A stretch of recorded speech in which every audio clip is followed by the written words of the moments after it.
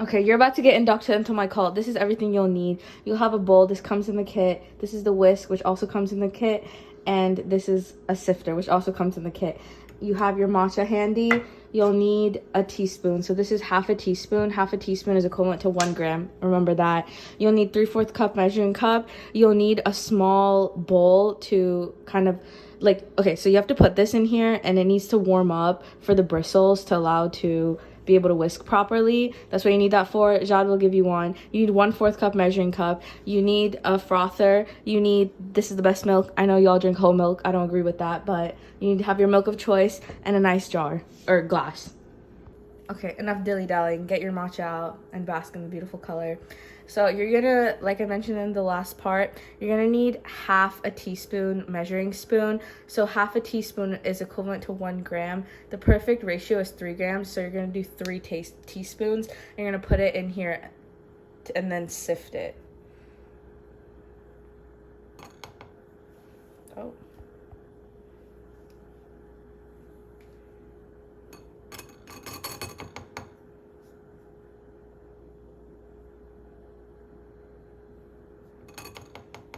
Okay, that's 3 half teaspoons, which is 3 grams. And then you're just gonna take this and then you sift it. I like moving it so it also goes faster.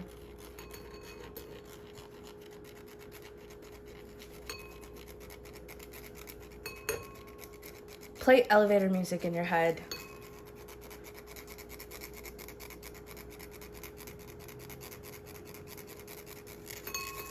Okay, you have to get every little part out and then you're left with the matcha in the bowl. Now you will place your whisk in hot water. Ideally, you'd have an electronic kettle and you'd heat up your water to 175 degrees, but that will be not until you get to level 2 of Sara's matcha cult. For now, we'll just place the whisk in hot water.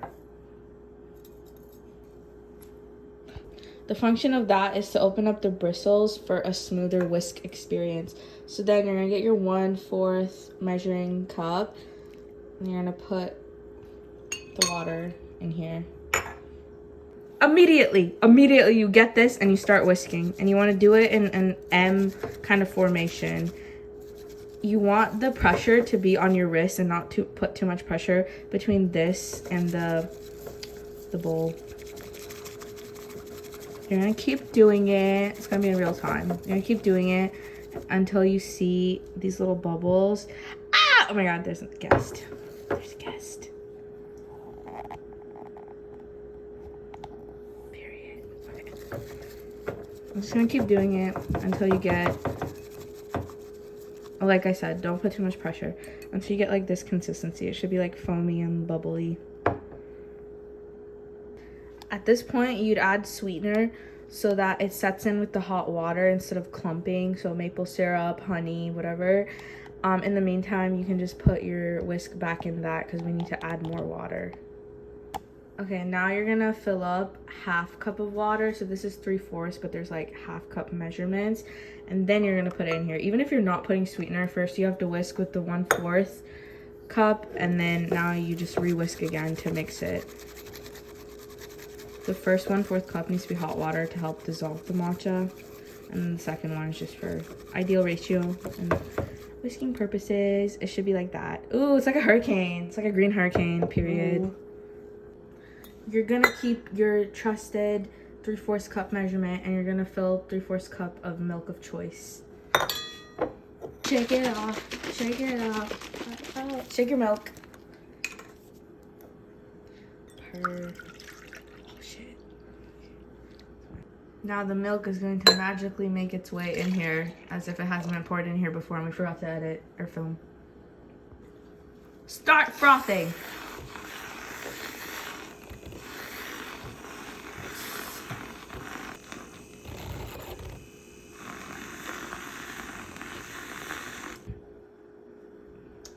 You can stop once you think it's frothed enough.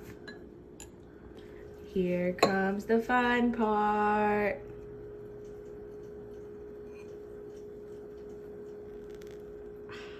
Beautiful. Last step is to mix it. You can do it with a straw, but we just like drinking out of the cup, so we just use a spoon. until it's just all mixed in.